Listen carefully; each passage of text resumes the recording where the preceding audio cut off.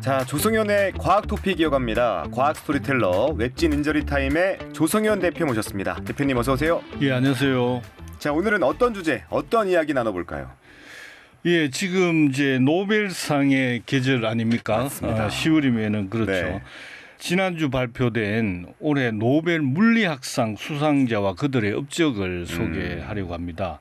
근데 올해는 노벨 물리학상을 물리학자, 그러니까 물리의 어떤 첨단 분야를 개척하거나 진행하고 있는 물리학자에게 수여된 게 아니라 네. AI, 인공지능, AI. 예, 인공지능 분야 개척자들에게 돌아갔습니다. 그래서 물리학자들은 좀 어리둥절한 뭐 그런 분위기인데요. 네.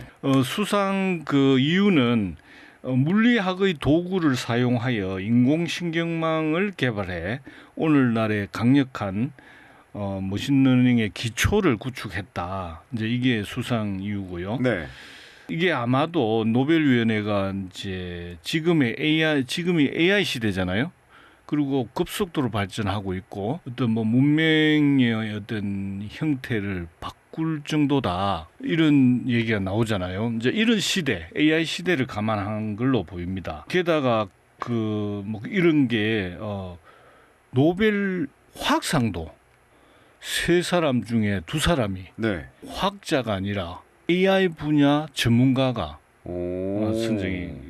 선정이 됐습니다. 네. 그러니까 단백질 구조, 단백질이라는 게 이제 우리 인체에 엄청난 영향을 끼치는데 뭐 인체 신비가 어떤 단백질에 의해서 좌우된다 해도 과언이 아니라고 합니다. 그런데 세 사람 중에 이제 한 분은 데이비드 베이컨인데 이분이 워싱턴대 교수입니다. 새로운 단백질을 발견했고요. 네. 그다음에 AI 모델을 개발해가지고 복잡한 단백질 구조를 분석하고 예측하는 이런 그 성과를 낸 데미스 허사비스라는 이 유명한 사람인데 영국 구글 딥마인드 최고 경영자입니다.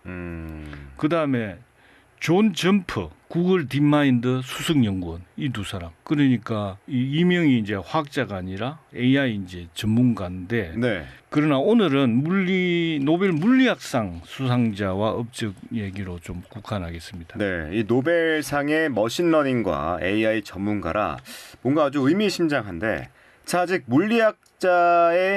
물리학상 수상자가 누군지는 말씀을 안 해주셨습니다. 먼저 수상자 소개부터 좀 해주실까요?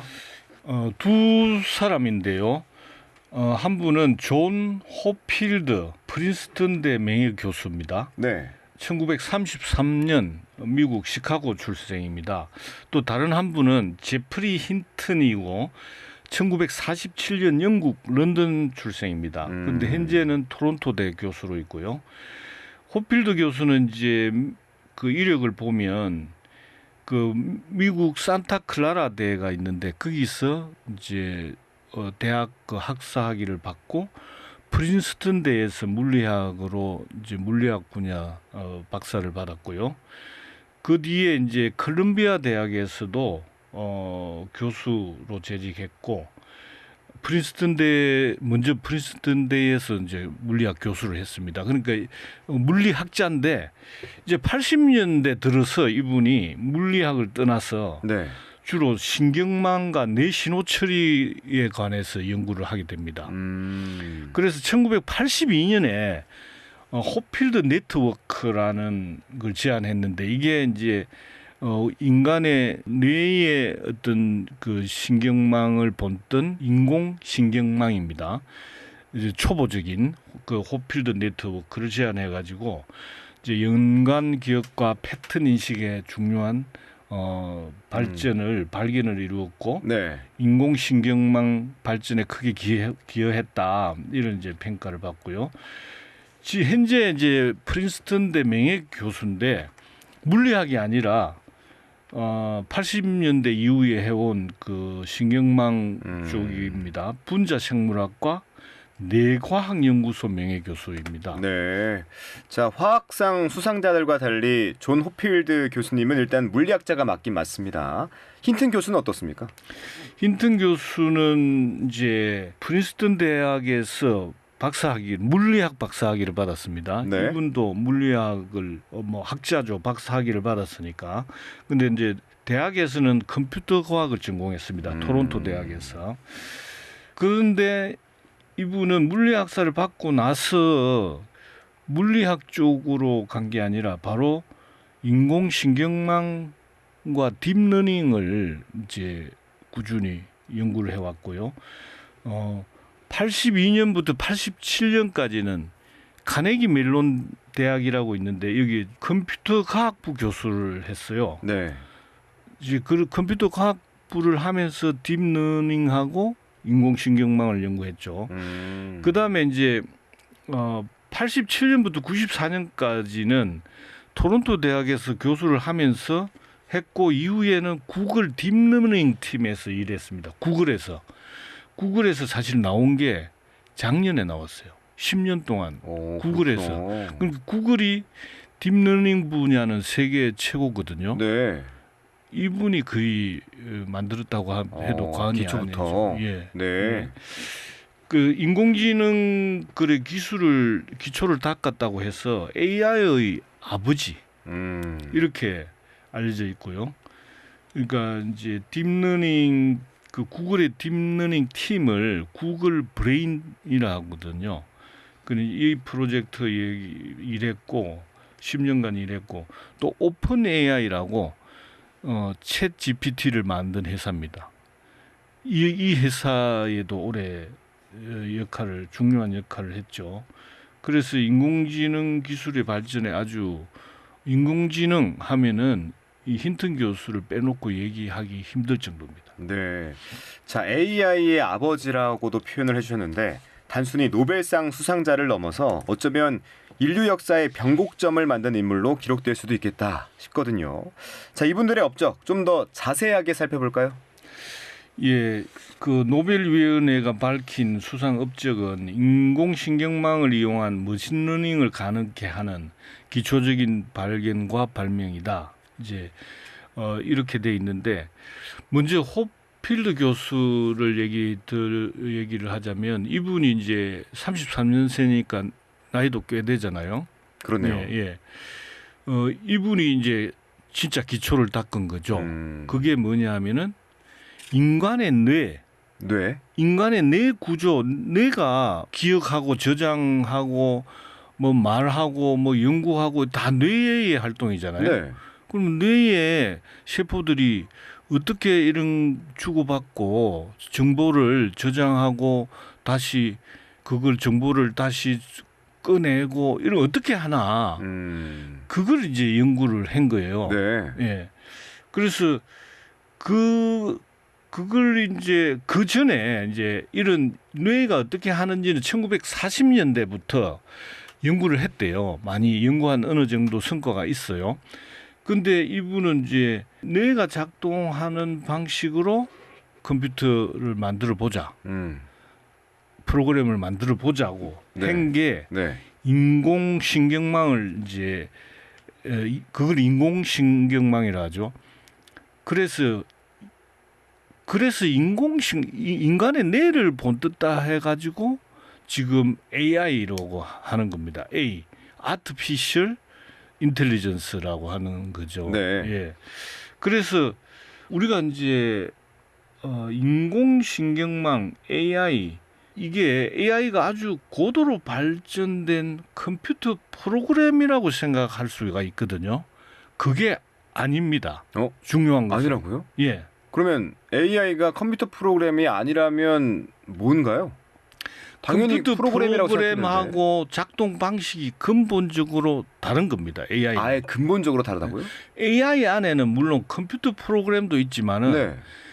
AI를 발전시킨 근본적인 것은 머신러닝이라는 거거든요. 머신러닝. 예. 근데 이 머신러닝의 작동 방식은 네. 컴퓨터 프로그램을 잘 짠 아주 고급화한 것과 근본적으로 다르다는 겁니다. 음. 어떤 점이 다르냐? 네. 예, 우리가 이제 머신러닝의 가장 중요한 것은 데이터를 기계가 스스로 학습하고 예측하는 거거든요. 근데 그 프로그램은 딱 짜진 거를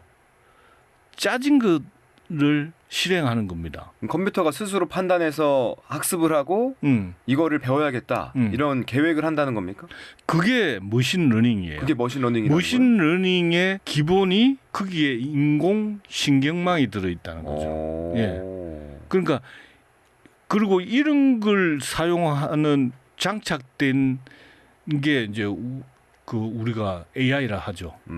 예. 그러니까 일반 프로그램은 인간이 설정한 데이터 값으로 뭔가 뭐 이제 계획을 짜준 짜는 건데 코딩대로만 쭉 하는데 예. 이 머신러닝은 다르다는 거네요. 그 데이터를 넣어주면은 그 데이터를 분석하고 비교 분석하고 해가지고 뭐 다른 더 나은 것도 만들어내고 한다는 거죠. 네. 그게 우리 인간의 뇌의 운동 방식, 그 작동 방식을 모방해가 만들었다는 거죠. 그래서 인공신경망이라고 하고 네. 이를 사용하는 기계를 AI라고 하는 거예요.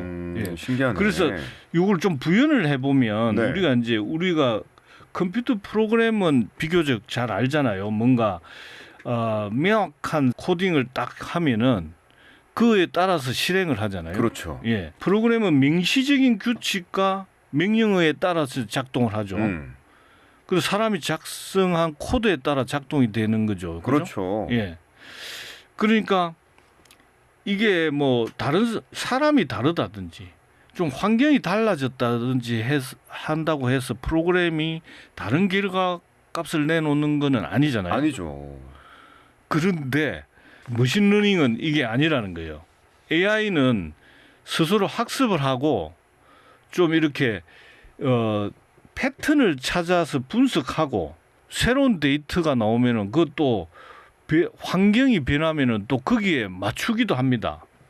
그래서 AI는 확률적 방법도 사용해요. 와, 그렇기 때문에 확률적 방법으로 결정을 내리기 때문에 결과가 네. 오늘 한 결과가 내일에도 똑같으리란 보장이 없어요.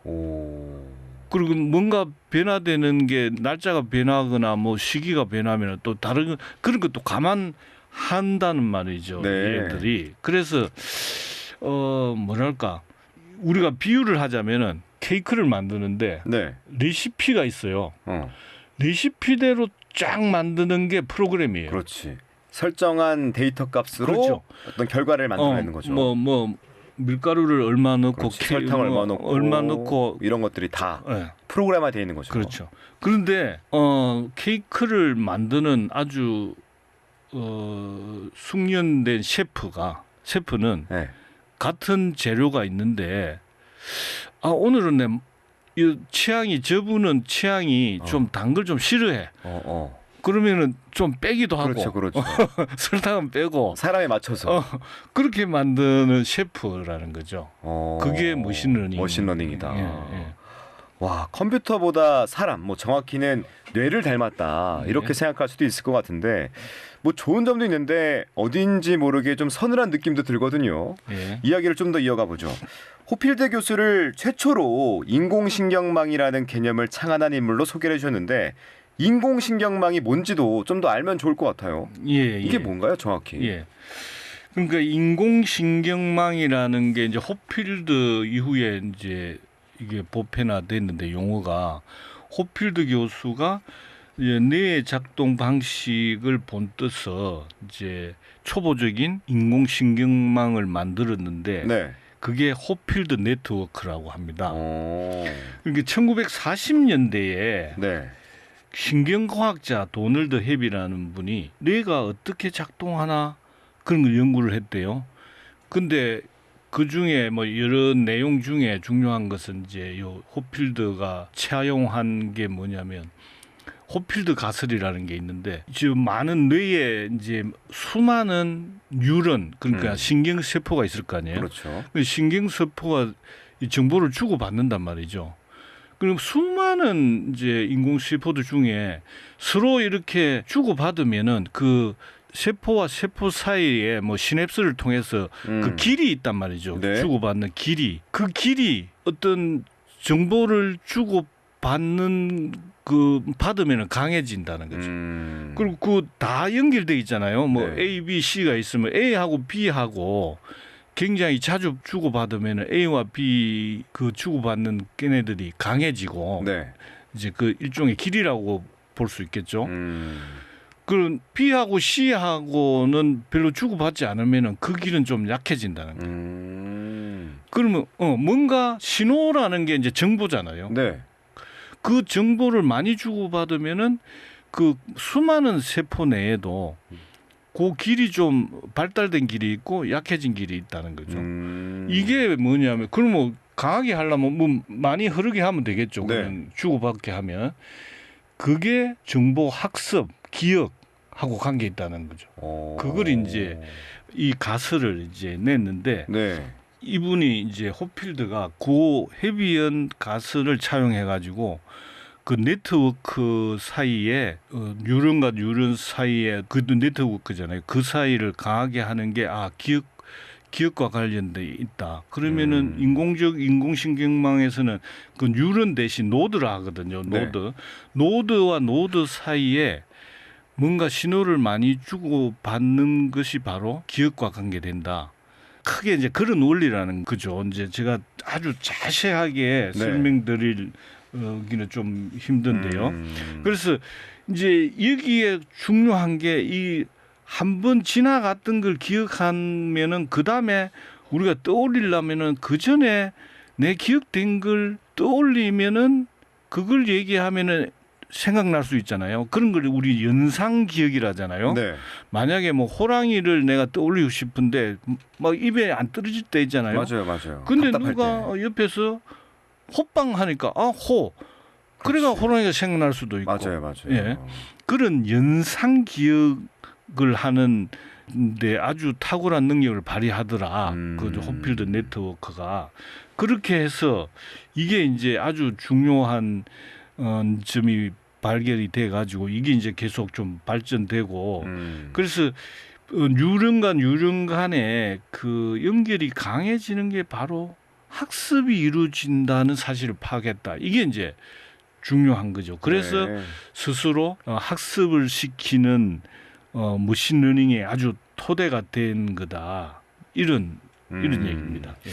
자, 그러니까 컴퓨터가 인간의 뇌처럼 작동할 수 있다. 예. 인공신경망의 가능성을 처음으로 확인한 분이 호필드 교수라는 말씀이시고, 그럼 공동 수상자인 힌튼, 이 예. 힌튼 교수는 어떤 역할을 했습니까?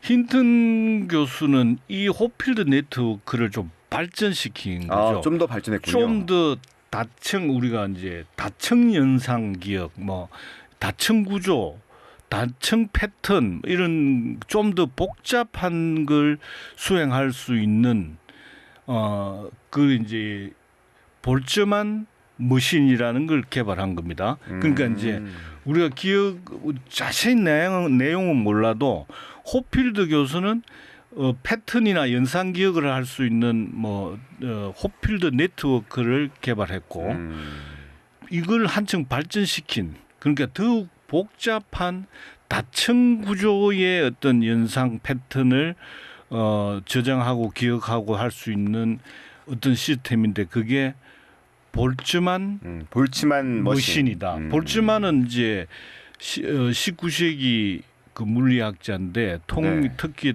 연력학, 통계역학의 아주 천재 물리학자로 지금 꼽히는 분이거든요. 그래요. 이제 그 볼츠만 방정식이 있고 볼츠만 이제 분포라는 게 있는데 거기에 이제 볼츠만은 어떤 기체 분자 그러니까 통계역학이니까 아주 기체 분자는 뭐 10에 뭐 23성 개 정도 있을 정도로 막 분자들이 많잖아요. 네. 이제 이런 것들을 통계적으로 처리하는데 이 통계적으로 이 기체 분자의 운동과 에너지가 어떻게 변하나 시간에 따라 변하나 하는 게 이제 볼츠만 방정식인데 볼츠만 분포라고 있어요. 이게 그 수많은 기체 분자들이 에너지에 따라서 확률 분포가 어떻게 되나 하는 걸 그래프로 그린 방정식이 이제 볼츠만 분포인데 뭐 간단히 얘기하면 좀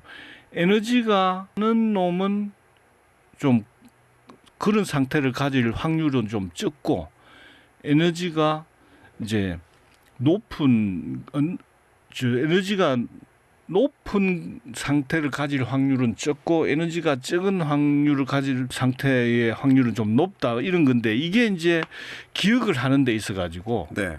그 각각 유런마다 에너지를 이제 정보를 주고 받다 보면 에너지를 갖게 되고 뭐 에너지를 어떻게 좀 최소화하는 방식으로 에너지를 전달하고 이런 특성이 이제 연구됐는데 이게 볼츠만 분포하고 좀 비슷하다는 걸 이제 알고 이 핵심은 이제 그러니까 그 물리적인 부분을 알고 그런 어떤 네트워크의 신경망의 모델을 개발했는데 그게 볼츠만 머신이다. 이렇게 아시면 되겠습니다. 네.